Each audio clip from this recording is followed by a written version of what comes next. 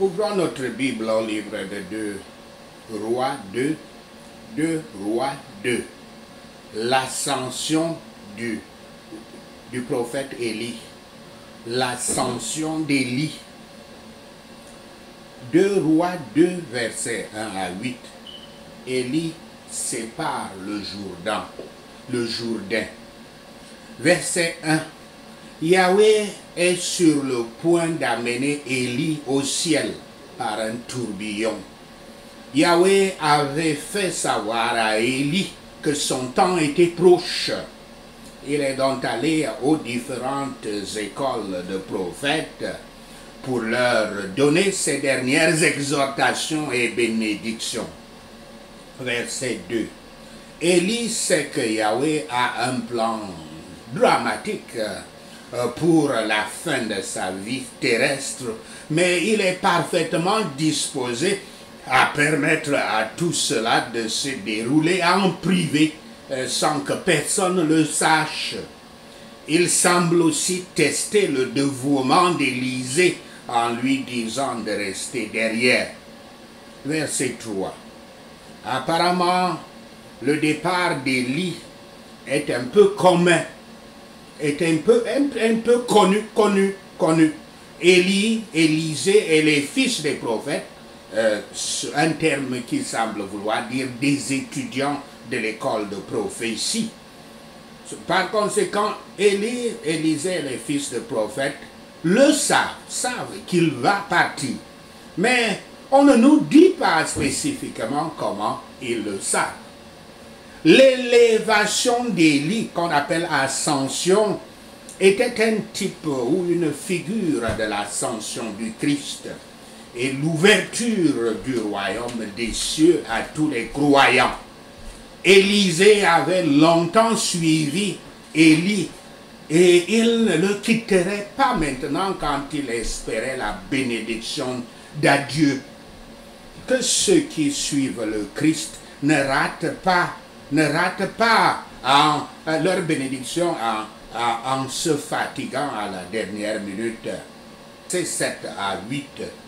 La séparation des eaux est un miracle étrange et unique, même si elle rappelait la traversée de la mer Rouge pendant l'Exode et l'arrêt des eaux du Jourdain lorsque les Israélites entrèrent à Canaan. Élie se déplace suivant les étapes de Moïse et de Josué comme celui que Yahweh utilise pour miraculeusement séparer les eaux. Les eaux du Jourdain, anciennes, comme à l'époque, comme au départ auparavant, cédèrent à l'arche et maintenant ces eaux cédèrent au manteau du prophète comme preuve de la présence de Yahweh. Quand Dieu prendra ses fidèles au ciel, la mort est le Jourdain qu'ils doivent traverser et ils y trouveront un chemin, comme cela est dit dans Ecclésiaste 12, versets 6 à 7. La mort du Christ a divisé ses eaux afin que la rançon de Yahweh soit transmise. C'est pour ça qu'on dit « Ô mort, où est ton pétrin, ton mal, ta terreur ?» Fin de citation, citant 2 Corinthiens 15, verset 55. 2 Rois 9, verset 9 à 2 Rois 2, verset 9 à 12. Élie est pris au ciel, est enlevé du ciel. Le ciel est venu l'enlever. Cette plénitude, d'où les prophètes et les apôtres ont tout leur approvisionnement, existe encore comme auparavant. Et on nous dit de demander de grandes quantités d'elle. C'est ça que le christianisme nous demande.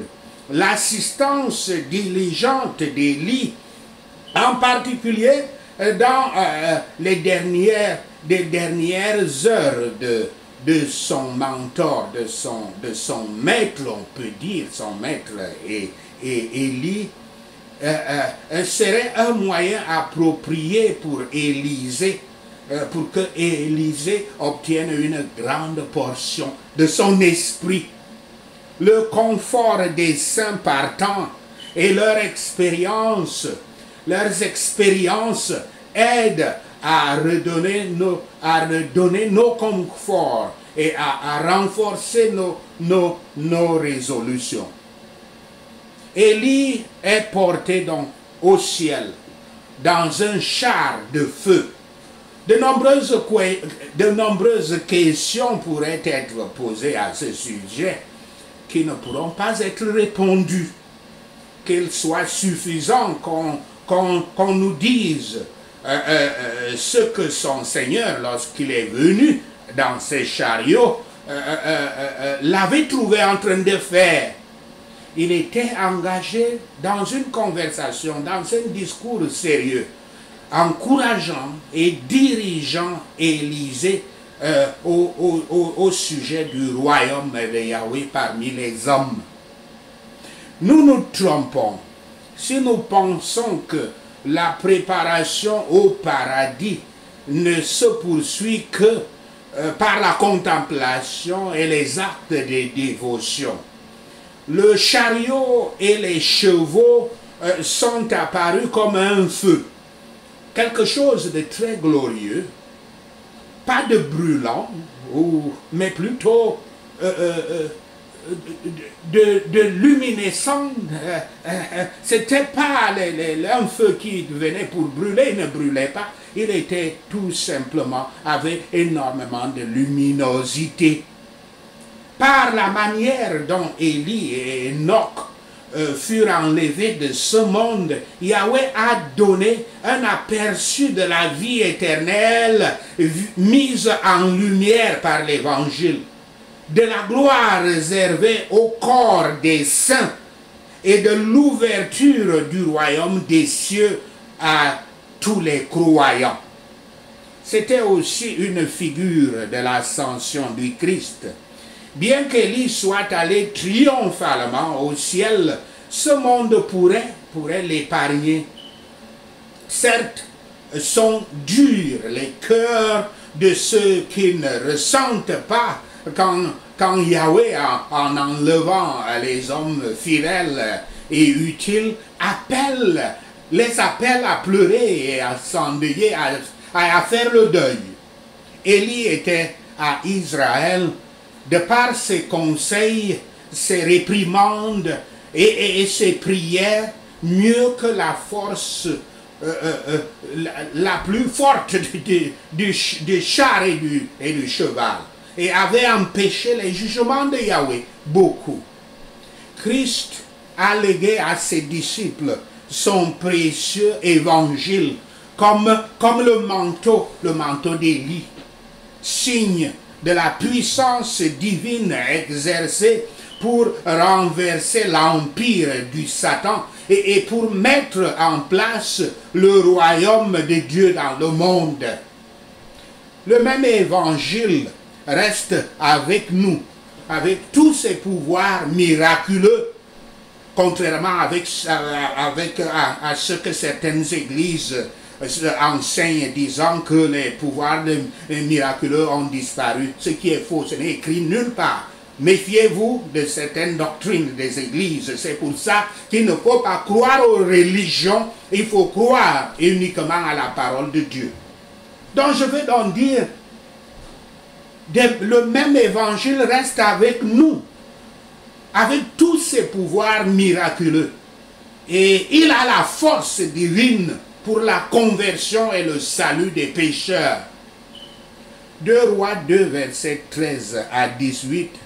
Élisée se manifeste comme successeur d'Élie. Verset 13. Élisée reprend le manteau qui est tombé d'Élie quand Élie était monté au ciel. Puisque le manteau est une marque spéciale d'un prophète, c'est une démonstration de la vérité selon laquelle Élisée a hérité du ministère d'Élie. Verset 14. Quand Élisée frappe l'eau, elle est séparée. Cela montre qu'Élisée a immédiatement le même pouvoir dans le ministère qu'Élie avait. Il revient donc vers la rive, et il se dirige vers la rive ouest du Jourdain. Il revient de la même manière que lui et Élie étaient venus à travers ce fleuve séparé. La question qu'Élisée a révélée, qu'il sait que le pouvoir du ministère prophétique ne repose pas sur les manteaux ou des chars de feu.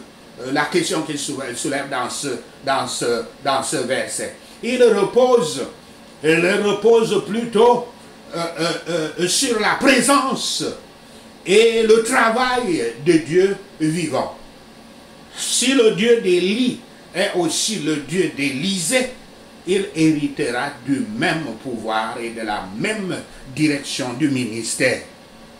Verset 16 à 17. Les fils des prophètes, une expression qui veut mieux dire les étudiants de l'école de prophétie. Les fils de prophètes se demandent si le char de feu n'avait pas simplement amené Élie vers un autre endroit en Israël. Élie avait laissé son manteau à Élisée comme un signe de la descente de l'Esprit Saint sur lui. C'était plus que s'il lui avait laissé des milliers de tonnes d'or et d'argent. Élisée a pris le manteau, pas comme une relique sacrée à adorer, comme certains le font, mais comme un vêtement important à porter. Maintenant qu'Élie était amené au ciel, Élisée interrogea premièrement Yahweh, car lorsque nos créatures confort sont supprimées, nous avons un Dieu à qui nous adresser. Lorsque nos conforts des créatures, les conforts des créatures sont supprimés, nous avons un Dieu à qui nous adresser, qui vit pour toujours. Deuxièmement, le Dieu qu'Élie avait servi, honoré et loué. C'est celui-là que Élisée interrogeait, allait vers, prier, à prier à lui. Yahweh, Dieu des saints prophètes, est le même hier, aujourd'hui et pour toujours. C'est pour ça que je rappelle encore cette fausse doctrine que certaines églises sont là en prêchant que les pouvoirs de guérison des apôtres sont finis. Et ils disent, les églises, ils créent des noms, des églises révélées, des choses comme ça. Il y a des faux prophètes comme il y en avait eu du temps des apôtres. Cela ne veut pas dire que le pouvoir du Saint-Esprit a cessé d'exister. Les Écritures disent que Yahweh Dieu, le Dieu des saints prophètes, est le même hier, aujourd'hui et pour toujours. Il ne change pas. Tant qu'il n'a pas lui-même dit dans sa parole, tant qu'il n'a pas dit qu'il ne donnera plus les pouvoirs aux chrétiens pour guérir les malades. Et personne ne peut le déclarer, tout simplement, très souvent parce que cette personne qui veut créer l'église n'est pas ointe par le Saint-Esprit et par conséquent ne peut pas montrer qu'il est serviteur de Dieu. Son église ne peut pas le montrer, par conséquent il crée des doctrines qui disent que le pouvoir du Saint-Esprit ne s'exerce plus. Ceci est dangereux. Mais qu'est-ce que cela nous servira? À avoir le manteau de ceux qui sont partis leur place, leur livre, si nous n'avons pas leur esprit, si nous n'avons pas leur Dieu, Yahweh. Regardons Élie qui divise le fleuve. Les hommes de Dieu n'ont pas besoin de craindre de traverser le Jourdain de la mort, le Jourdain de la mort, comme sur la terre sèche. Les fils des prophètes firent une recherche, ils cherchèrent inutilement Élie. Les hommes sages peuvent céder à cela pour le bien de la paix et la bonne opinion des autres, quand bien même leur jugement est contraire, inutile et infructueux, le jugement de ces jeunes prophètes. Traverser des collines et des vallées ne nous amènera jamais à Élie, sauf en suivant l'exemple de sa sainte foi et de son zèle en temps voulu. 2 Rois 2, versets 19 à 25. Élisée guérit les eaux de Jéricho.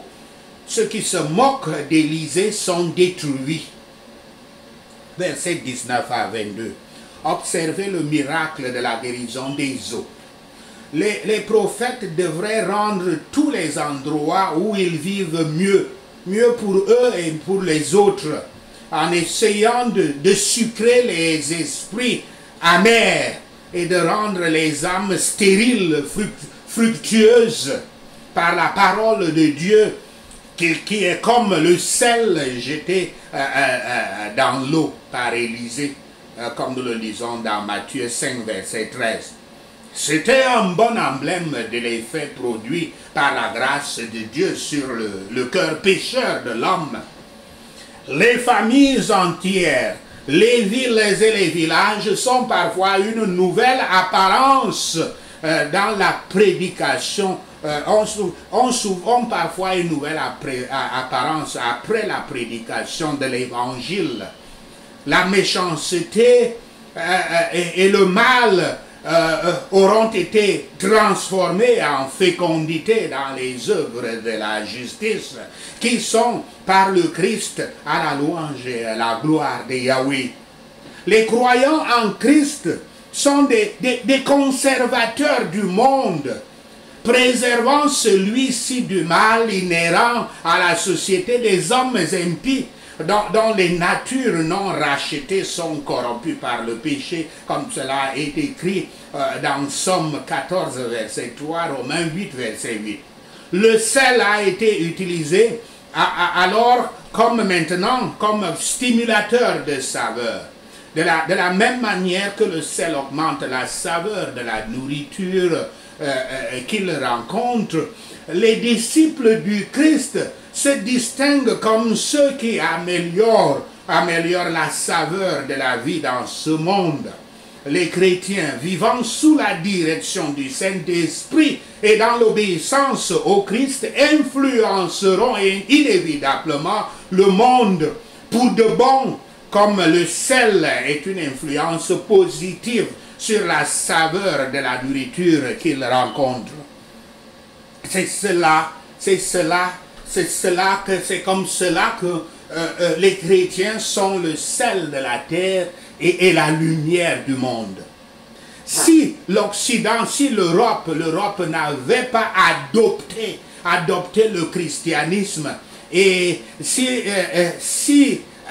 ces nations n'avaient pas pris le christianisme comme leur culture, nous n'aurions pas les États-providence que nous avons aujourd'hui, qui ont fait leur grandeur de façon à dominer le monde.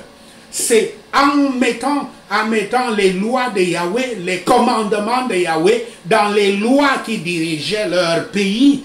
C'est en cela qu'ils établissaient une justice qui est acceptable à travers le monde. Et c'est cela qui est le fondement de l'Occident. Et vous pouvez être sûr que lorsque l'Occident aura abandonné le christianisme comme ils le font aujourd'hui, en prenant des lois, adoptant des lois qui sont des lois insultantes pour Dieu Yahweh, leur déclin va aussi suivre. Là où il y a conflit, voilà, voilà ce que la vie du chrétien. Là où il y a conflit, nous devons être des artisans de la paix. Là où il y a du chagrin, nous devons être les ministres du Christ, soignant les blessures. Et là où il y a de la haine, nous devons illustrer l'amour, l'amour du Christ, l'amour de Dieu en Christ, en rendant le bien pour le mal, comme cela est dit dans Luc 6, verset 35. Le Christ le dit encore plus amplement dans tout son ministère. C'était pour enseigner comment être chrétien. Élisée assaisonnait Jéricho avec la parole de Dieu chez les nouveaux croyants. Verset 23. Le mot hébreu ancien traduit par petits enfants. Petits enfants ne réfère pas, se réfère aux jeunes hommes dans un sens plus large. Le terme s'appliquait à Joseph à l'âge de 39 ans, dans Genèse 41, verset 2, à Absalom alors qu'il était adulte, dans 2 Samuel 14, 21, 18, 50, et à Salomon quand il avait 20 ans, dans 1 Roi 3, verset 7. Ces jeunes sont de Bethel, et leur moquerie montre l'opposition continue au véritable prophète de Bethel. Le centre principal, Bethel, c'était le centre principal du culte des veaux d'or païens institués par le roi Jéroboam.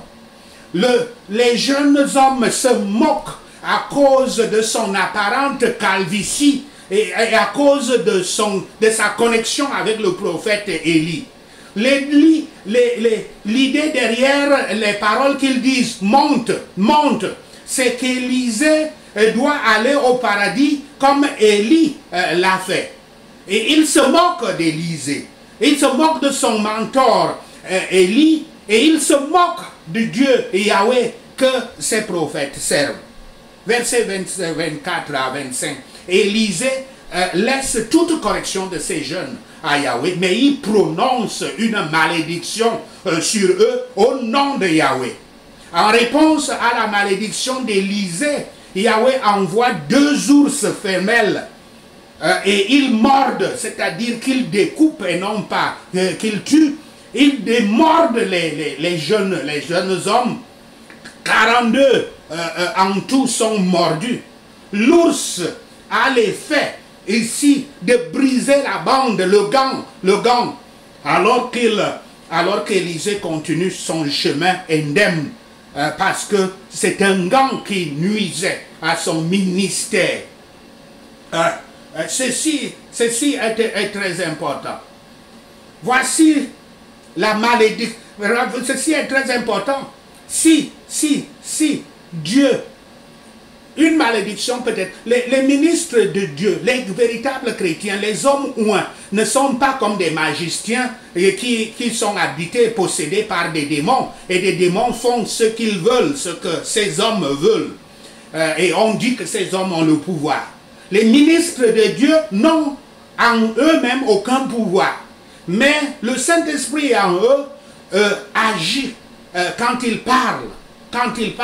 Parce qu'ils sont en accord avec Dieu. Si par exemple un ministre de Dieu ou un donne